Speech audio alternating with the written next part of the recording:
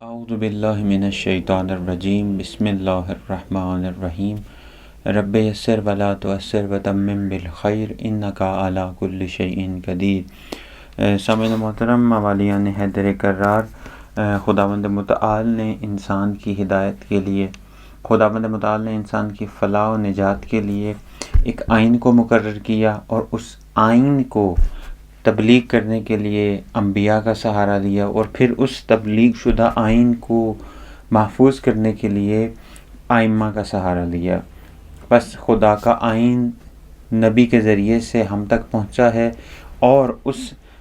پہنچے ہوئے آئین کی حفاظت کا ذمہ خداوند متعال نے امام کے اوپر رکھا ہے، معصومین کے اوپر رکھا ہے۔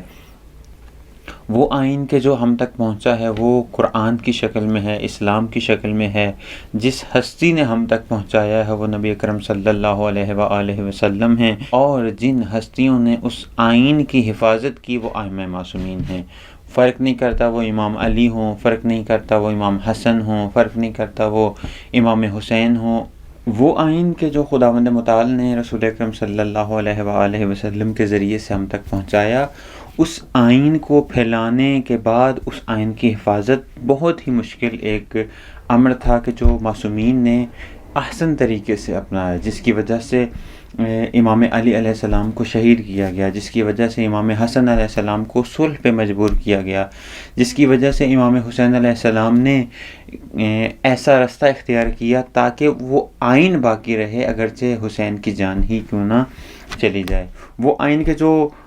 حفاظت کے مرحلے سے گزرا، اس آئین کے پہلے محافظ امیر المومنین علی ابن ابی طالب ہیں۔ چونکہ ایام شہادت امیر المومنین ہیں، اور ماہ مبارک رمضان کے ایام بھی چل رہے ہیں، تو ہم نے اس عظیم کلام کا انتخاب کیا ہے کہ جس کے اندر امیر المومنین علی ابن ابی طالب اس آئین کی افادیت اور اس آئین کے وہ نکات کے جو نہ صرف انسان کی انفرادی زندگی سے تعلق رکھتے ہیں بلکہ انسان کی اجتماعی زندگی سے تعلق رکھتے ہیں، ان کی طرف توجہ دلائی ہے، اور ان کی طرف متوجہ کیا ہے، نہ صرف اپنی اولاد کو بلکہ آنے والی بشریت کو، تاکہ لوگ اس آئین کو عملی جامہ پہنا کر کامیابی حاصل کر سکیں، نجات حاصل کر سکیں اور ہدایت حاصل کر سکیں۔ ہم نے بات کی تھی امیر المومنین کی اس آخری وصیت کے بارے میں پچھلی گفتگو میں، کہ کس طرح سے امیر المومنین نے اپنے ماننے والوں کو اس رستے کی طرف متوجہ کیا ہے کہ جس رستے کا نام صراط مستقیم ہے، اس رستے کی طرف متوجہ کیا ہے کہ جو خدا کی طرف جاتا ہے، اس رستے کی طرف متوجہ کیا ہے کہ جو قرب خداوند متعال کا رستہ ہے۔ ہم نے بات کی ان نکات کی کہ جو اس وصیت کے اندر موجود تھے، جو کہ وصیت دو حصوں میں مربوط تھی۔ پہلا حصہ جو ہم نے مہم نکات تھے اس کے، ان کے بارے میں بات کی۔ آج ہم بات کریں گے اس وصیت کے دوسرے حصے کے اندر، کہ جس کے اندر تقریباً 10 سے 12 نکات ایسے ہیں کہ ان کی طرف اگر انسان توجہ کر لے، ان کی معرفت حاصل کر لے اور پھر اس کو اپنی عملی زندگی میں اپلائی کر لے، تو نہ صرف اس دنیا میں کامیاب ہے بلکہ آخرت میں بھی کامیاب و کامران ہے، اور انشاءاللہ شفاعت آل محمد اس کے شامل حال ہوگی۔ امیر المومنین اس وصیت کے دوسرے حصے میں بہترین اور بہت ہی اہم نکتے کی طرف اشارہ فرماتے ہیں۔ امیر المومنین فرماتے ہیں: اوصیکما و جمیع ولدی و اہلی و من بلغہ کتابی۔ میں تم کو، یعنی امام حسن اور امام حسین علیہ السلام کو مخاطب ہو کے فرماتے ہیں کہ میں تم دونوں کو اور اپنی تمام اولاد کو اور اپنے تمام کنبے کو، ولدی و اہلی یعنی جو میرے اہل ہیں، یعنی میرا کنبہ ہے، اور اس کے بعد ان لوگوں کو کہ جن لوگوں تک میرا یہ کلام پہنچے گا، میرا یہ کلام چاہے وہ گفتار کی شکل میں پہنچے، چاہے وہ نوشتار کی شکل میں پہنچے، تحریری شکل میں پہنچے، ان سب کے لیے یہ وصیت ہے۔ وہ کون سی وصیت ہے؟ وصیت کا آغاز کہاں سے ہوتا ہے؟ بتقوی اللہ، میں آپ سب کو، میں آپ دونوں کو، میں اپنے خانوادے کو، میں اپنے گھر والوں کو، میں اپنے کنبے کو، اور اس شخص تک کہ جس تک یہ میرا لکھا ہوا یا میرا یہ پیغام پہنچے، فرق نہیں کرتا یہ اس دن کے جس دن ضربت لگی امیر المومنین کے سر پہ، اس دن کی وصیت ہو یا پھر قیامت تک کے لیے، انسانیت کے لیے یہ، بلکہ چونکہ امام خود انسانوں کا بھی امام ہے تو امام کا کلام بھی کلاموں کا امام ہے، تو امام بھی نجات کا ذریعہ ہے قیامت تک کے لیے، امام کا کلام بھی نجات کا ذریعہ ہے قیامت تک کے لیے۔ تو امام اس لیے فرما رہے ہیں کہ جس تک میرا یہ کلام پہنچے اس کو میں وصیت کرتا ہوں کہ تقوی الہی اختیار کرو۔ میں یہاں پہ رک کے میں چند چیزوں کی وضاحت کرنا ضروری سمجھتا ہوں، چونکہ ہمارے معاشرے میں یہ بہت کہا جاتا ہے کہ تقوی الہی اختیار کرو، تقوی الہی اختیار کرو۔ خود تقوی کہتے کس کو ہیں؟ خداوند متعال کے، انتہائی توجہ کا طالب ہوں، خداوند متعال کے دستور کے مطابق انسان اگر زندگی گزارے اس کا نام تقوی ہے۔ تقوی کا اگر ہم نے ایک لفظ میں اس کو خلاصہ کرنا ہے تو تقوی سے مراد دستور زندگی ہے، تقوی سے مراد رہن سہن ہے، تقوی سے مراد آئین زندگی ہے، تقوی سے مراد وہ زندگی ہے کہ انسان جو گزارتا ہے،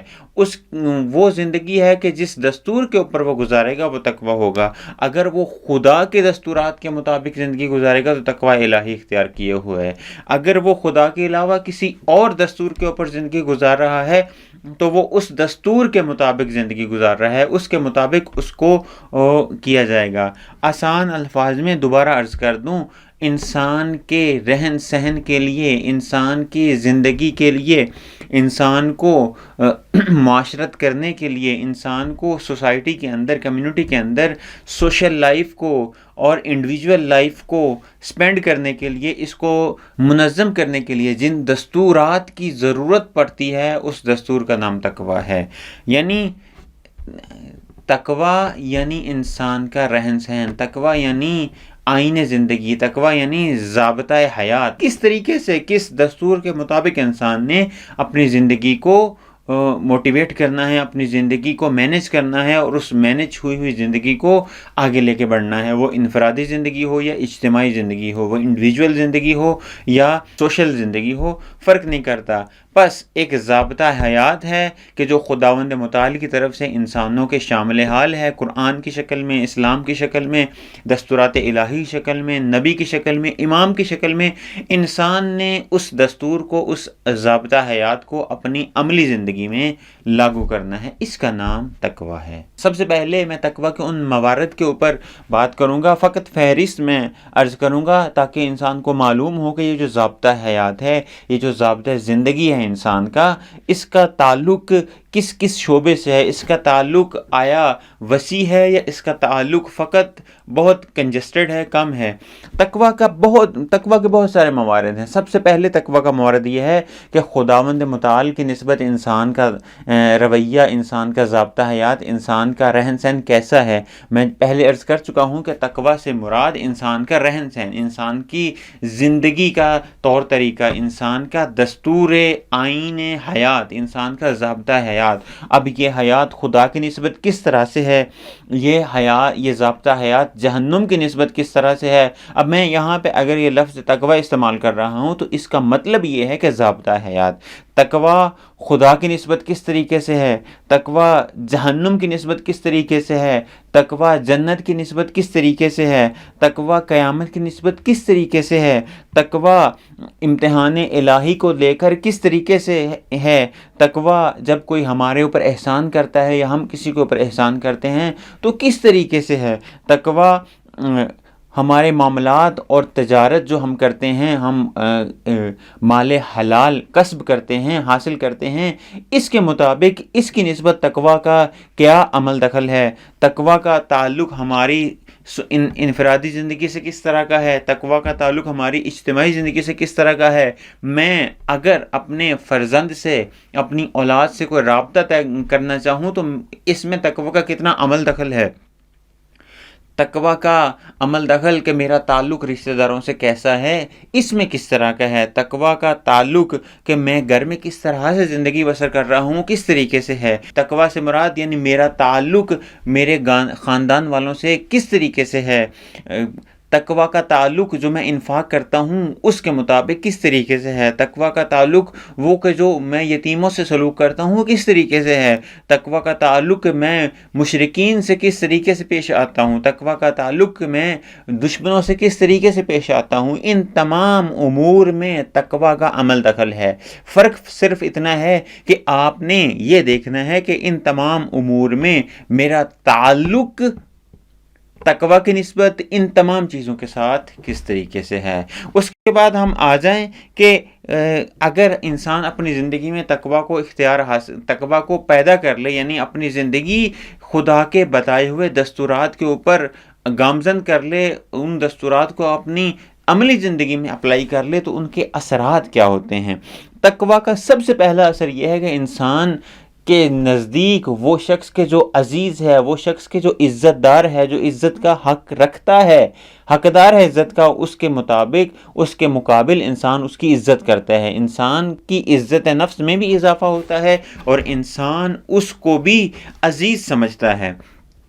تقوی کا دوسرا اثر انسان کی زندگی میں یہ پیش آتا ہے کہ وہ ظلم سے پرہیز کرتا ہے، ظلم سے دور بھاگتا ہے۔ جس طرح ہم پہلے بھی عرض کر چکے ہیں کہ امیر المومنین کی وصیت ہے وَكُونُ لِلظَّالِمِ خَصْمًا وَلِلْمَظْلُومِ عَوْنًا، ظالمین کے دشمن اور مظلومین کے حامی بنو۔ تو ظلم سے پرہیز کرتا ہے جو شخص با تقوی ہوتا ہے۔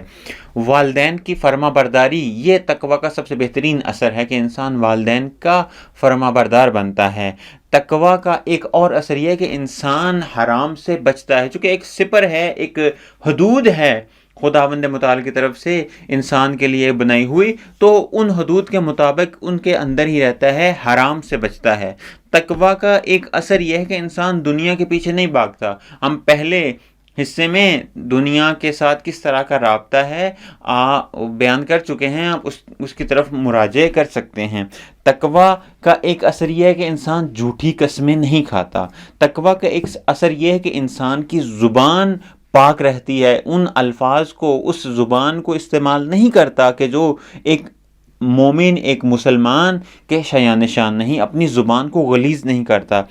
تقوی کا ایک اثر یہ ہے کہ انسان ہر حال میں حق گوئی کا طلبگار رہتا ہے، ہر حال میں حق گوئی کو اپناتا ہے، حق کو اپناتا ہے، حق بولتا ہے ہر حال میں۔ تقوی کا ایک اثر یہ ہے کہ انسان کی معرفت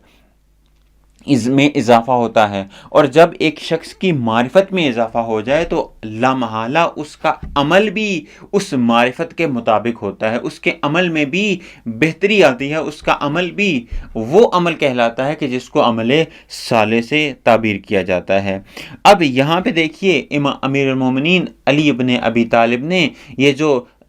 تقوی کی وصیت کی ہے وہ اس لیے کی ہے کہ قرآنی روش ہے۔ قرآن کے اندر ہر جگہ پر خداوند متعال نے جہاں پہ نماز کا ذکر کیا ہے اسی کے ساتھ ساتھ تقوی کا بھی ذکر کیا ہے۔ جہاں قرآن کے اندر خداوند متعال نے متعدد مقامات پر تقوی کی طرف توجہ دلائی ہے۔ کیوں؟ اس لیے کہ یہ ہدف ہے، یہ مقصد ہے انسان کی زندگی کا، یہ گول ہے انسان کی زندگی کا کہ انسان تقوی اختیار کرے۔ روزہ، چونکہ ہم ماہ مبارک رمضان کے اندر ہیں تو رمضان کا ہدف فقط روزے رکھنا نہیں ہے۔ ایک چیز کی طرف بات یاد آ گئی تو کہتا چلوں کہ دیکھیں رمضان کا مقصد روزے رکھنا نہیں ہے، اور روزہ رکھنا رمضان کے آداب میں آتا ہے۔ رمضان کا مقصد یہ ہے کہ انسان تقوی اختیار کرے۔ لعلکم تتقون، روزے اس لیے تم پر فرض کیے گئے ہیں تاکہ تم کیا کرو؟ تقوی اختیار کر سکو، متقیوں کی فہرست میں آ جاؤ۔ رمضان کا ایک ہدف بھی یہ ہے کہ انسان تقوی اختیار کرے۔ اور خداوند متعال نے قرآن میں یہ ارشاد فرمایا ہے کہ عمل تمام کریں گے، کرتے ہیں، عمل تمام کرتے ہیں، لیکن جو عمل جس کا قبول ہوگا وہ فقط متقین ہیں۔ خداوند متعال کا کیا ارشاد؟ خداوند متعال فقط اعمال ان سے قبول کرے گا کہ جو تقوی والے ہوں گے، جو متقین ہوں گے۔ بس ہمیں چاہیے کہ ہم بھی کیا کریں؟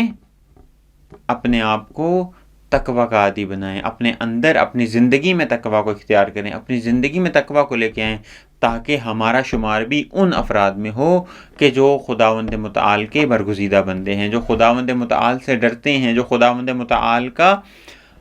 دم برتے ہیں جو خداوند متعال کی خوشنودی کی خاطر اعمال انجام دیتے ہیں۔ خداوند متعال سے دعا ہے خداوند متعال ہمیں حقیقی معنی میں